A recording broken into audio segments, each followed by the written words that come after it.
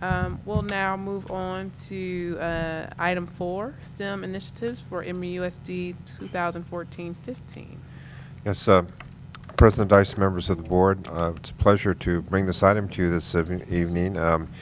I know from my previous tenure in the district that STEM is a major priority for the board: science, technology, engineering, and math.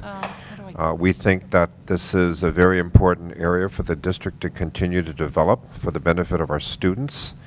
And here this evening to present information on STEM activities, some of the activities for next year, is our Dr. Carol Balfe, our science emeritus teacher, and she will present this item.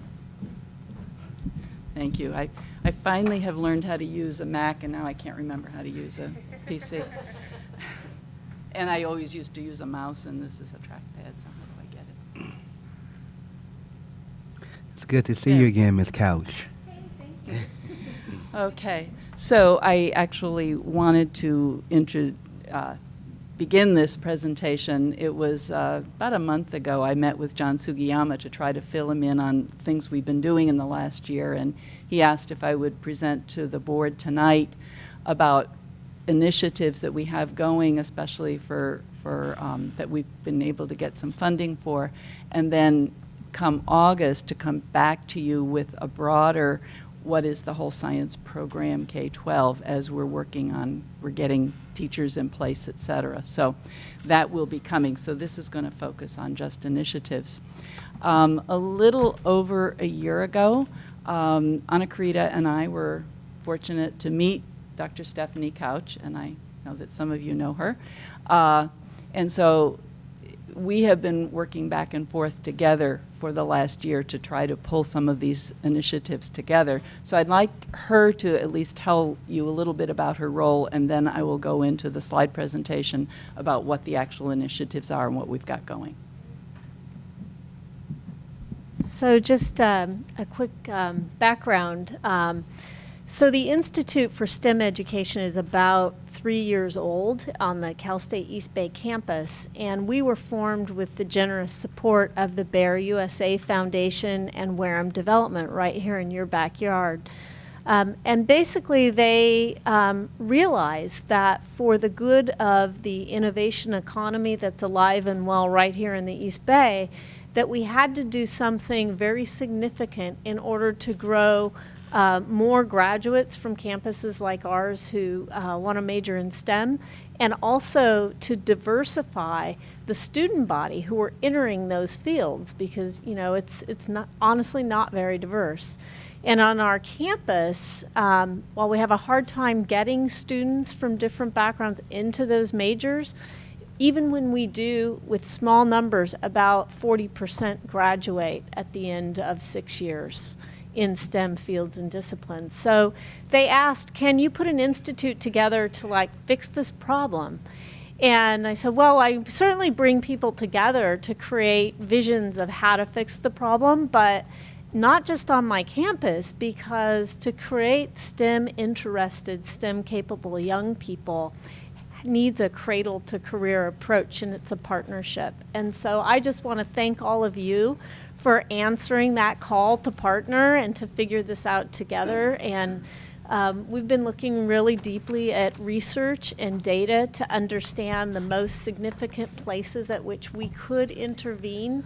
And what's really exciting to me in the presentation tonight is that I see the opportunity through partnership for Emeryville to be, ground zero of demonstrating for people across the state what can happen when people come together as partners and do the right things for our young children. And so we'll share some starting points, but I think this is going to be an iterative journey together and a recursive process where it'll be fraught with change as we figure out together what's right. Okay, thank you, Stephanie. And yeah, I feel very fortunate that we've been able to connect with her, because I think many of you know that over the years we have had some professional development programs, some summer programs, after school programs for science, but it was always finding a grant here, finding a grant there, and then it would go away. It wasn't sustainable. It wasn't we weren't able to make it a part of a whole program. And I think, as Stephanie said, it's a beginning, but now we're able to start moving in that direction. So I want to share with you, and you have a written report, but this is kind of a summary in PowerPoint form. So the first initiative that I wanted to mention to you is this is directly through Cal State East Bay, but money from Wareham. And it is for STEM PD for Emery science teachers. And initially, we talked about making it middle school, and that is going to be what the focus is. But we have a second and third grade teacher. We have our school change coach. Our new science teacher, whom you met tonight, is going to be a part of it. All of our middle school teachers, although one of the middle school teachers, Tony Rogers, is going to be in Nicaragua with students for 1 week of the summer, but he's going to be with us for the whole rest of the year. And then once we get high school science teacher, or we hope teachers hired, and we're almost there with the first one, we hope that person will be part, and it will be through the year. So it's Emery teachers for the summer of 2014 all the way through June next year. Project leader coach, that is me. I'm going to be working part-time for the district through CSU East Bay. We also have a couple of faculty that I've been getting to know, Michelle Korb and Julia Olken. One is a math faculty member, Julia is, and Michelle is in science education. And then some administrative support. So they're funneling the money to us. So the total grant from Wareham is $67,570, of which $42,570 is coming directly to Emeryville, and will go to pay for the Emery teachers and for the work that I'll be doing. Can I add one more Yes, thing to yes, that? yes. So to add to that, actually, in my past life, I've done a lot of work in technology and teaching and learning, and half of the funding has come from an organization called Scenic that supplies the network services to the K-20 education community. And their one requirement for the matching funds to Wareham is that in the model we build, we take the work that we do together and put resources into some sort of an online situation that has a collaborative tool, so other teachers in other schools in our region can collaborate with our teachers to understand what we do here and can learn from it plus add to it. So, but we don't want to start there until we really get ourselves together and off the ground. But so we have broader vision. Great. Right. And I think the person who's that Jatine is one of the, yeah, so you're going to hear about the person who's going to be helping us with it in our next project. But I want to tell you just a little bit more detail about what this year-long project is about. There will be 1 week at Cal State East Bay that the teachers will participate as part of a bigger project, which is IMSS, which is Integrated Middle School Science. Yeah, Integrated Middle School Science. That is an NSF-funded partnership between ACOE and CSU, East Bay, and they have been developing approaches with middle school teachers with 8 different school districts. We haven't been part of that, but they have been working toward moving toward the next generation science standards. And one of the things I'll be bringing to you in August is the beginning of some understanding of what NGSS is really all about. And so this will be the introduction for our science teachers to understand what that's about, because they've been hearing Common Core, Common Core, Common Core. You've all been hearing Common Core.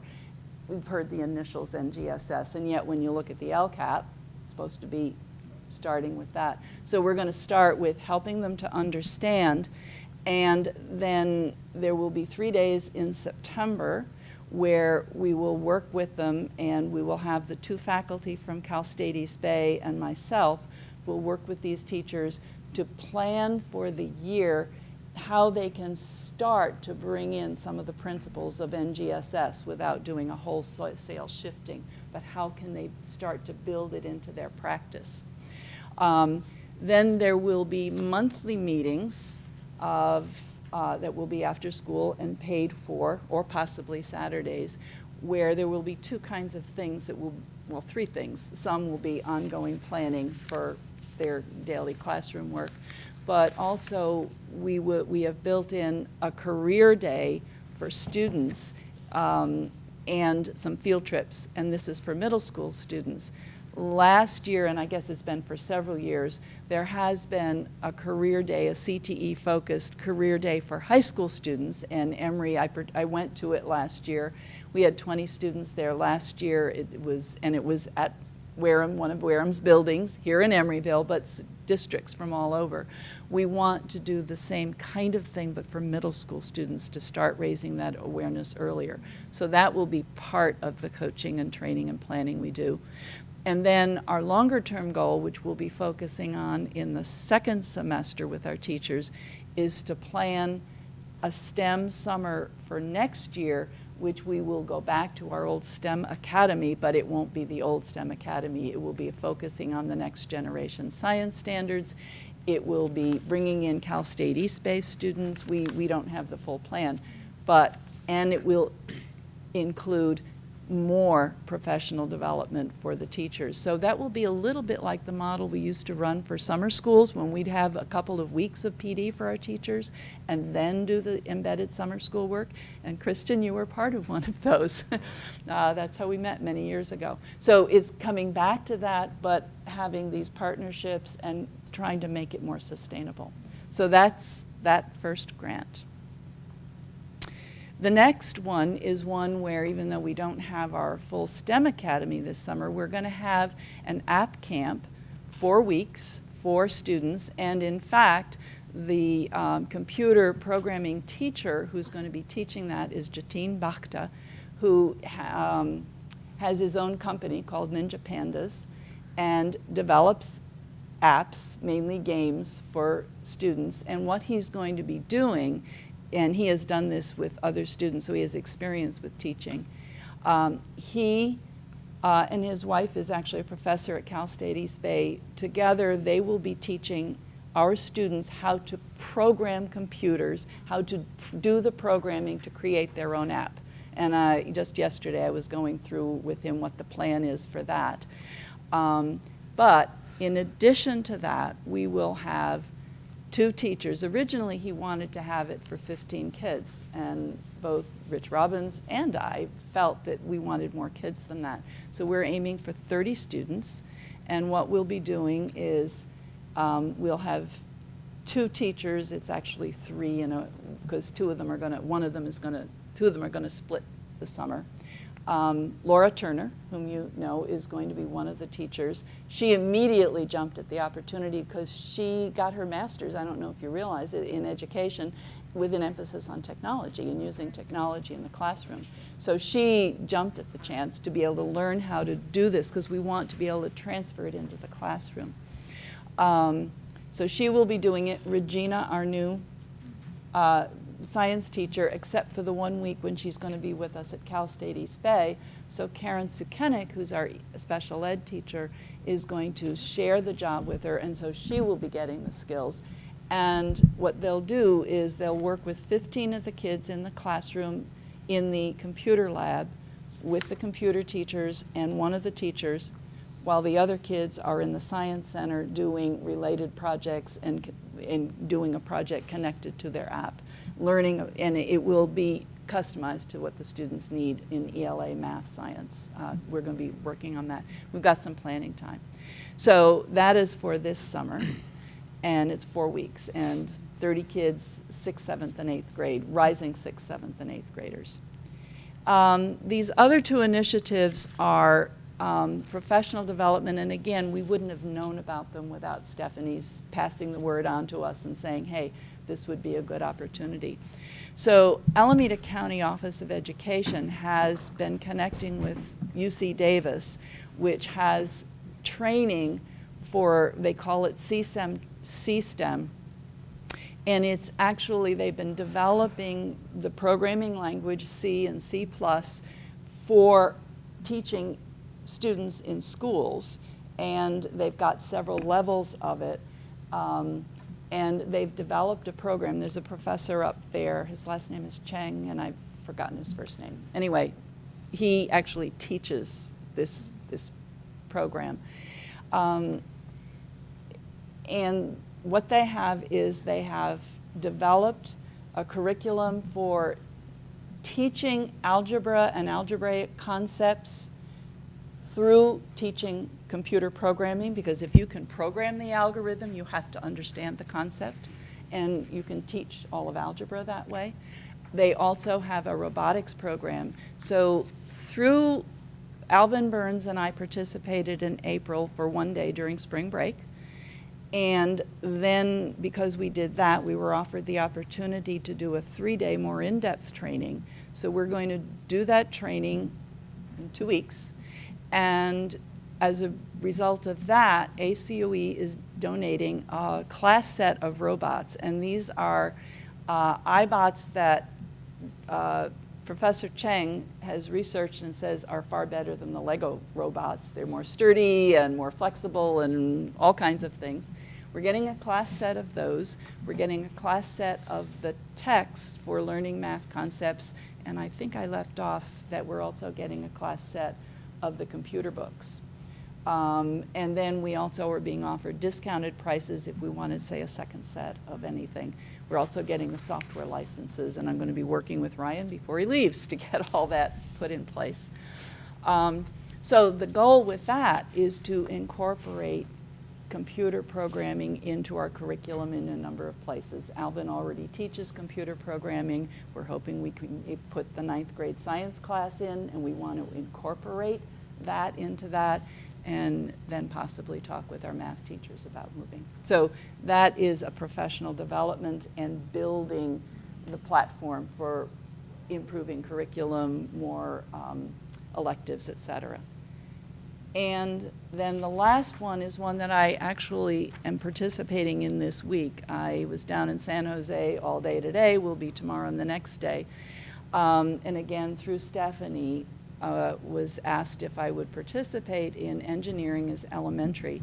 This is a program that has been in development by the Massachusetts Science Museum. There's a high school version called Engineering the Future, and it's kind of a spin-off of that, but as I'm looking at it, learned today, it's not quite the same.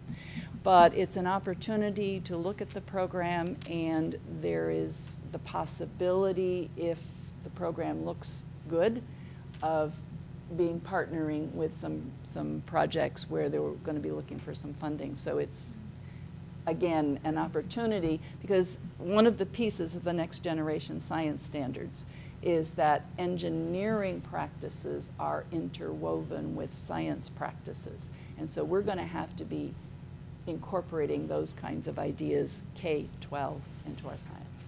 So, and my last slide is special thanks to Stephanie, because without her help, and I feel as if we're building a really nice team and collaboration. So that's my presentation. Questions? I'm excited. Questions for Dr. Balfour, for Dr. Couch? I don't have a question. I just am blown away and impressed by your continued efforts at this, and I'm so excited to go see this in action. I can't even tell you how impressed I am by all of this. Thank you. Well, you're welcome to come. Pressure's on, Carol. Yeah. There is one side note related to the previous presentations, another area where we really need to get some funding. We've run out of money for Leslie Uchier, our gardener, and that's my next effort, and I know that Rich Robbins is somewhat interested in gardening, so, but also all the stuff that the kids who were presenting about that, first of all, they're all in the app camp, except Strickland, who has to go to Jamaica for the summer. But the incorporating of science and the gardening, I mean, that's one of the reasons why it's not just a gardening program, although that by itself is justification enough, but it integrates with so many other things. Yeah. And If I can just add, so again, before coming here, we were trying to get a statewide STEM network off the ground. We're now working here I'm here in this region, and there's a statewide effort.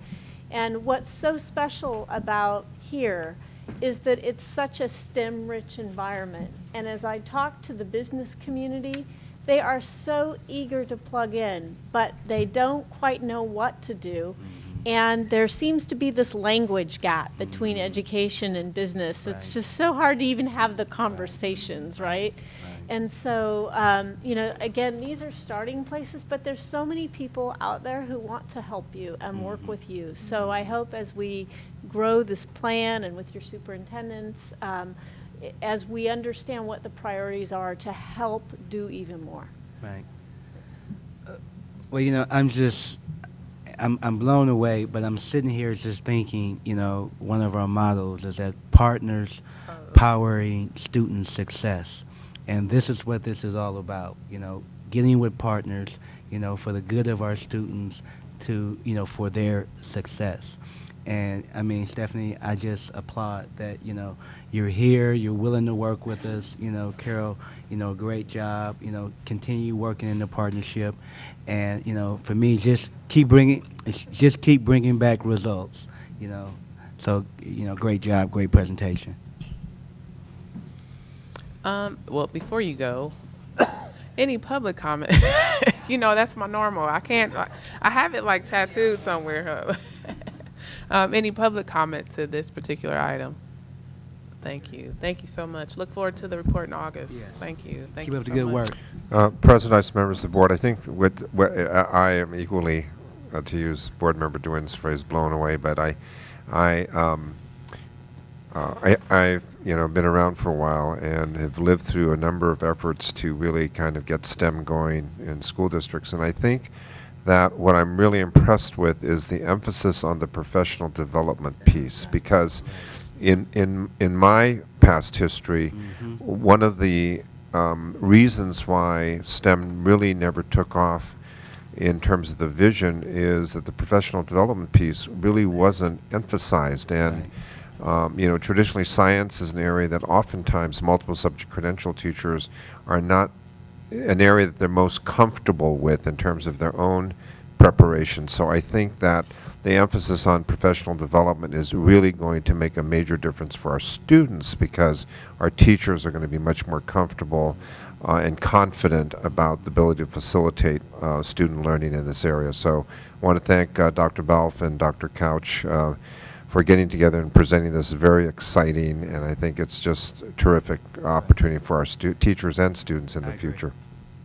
So just because you said that, it reminded me of a comment that I did have and I forgot to make, of course. But I just wanted to say it was probably about 2 years ago. I've been on this board for a minute, so it takes a minute to remember which meeting it was. But I recall a conversation. It was a retreat I think we had, and there were teachers present and speaking to some of the initiatives that we've had, all these different things. They're called this, and, you know, nothing really sticks.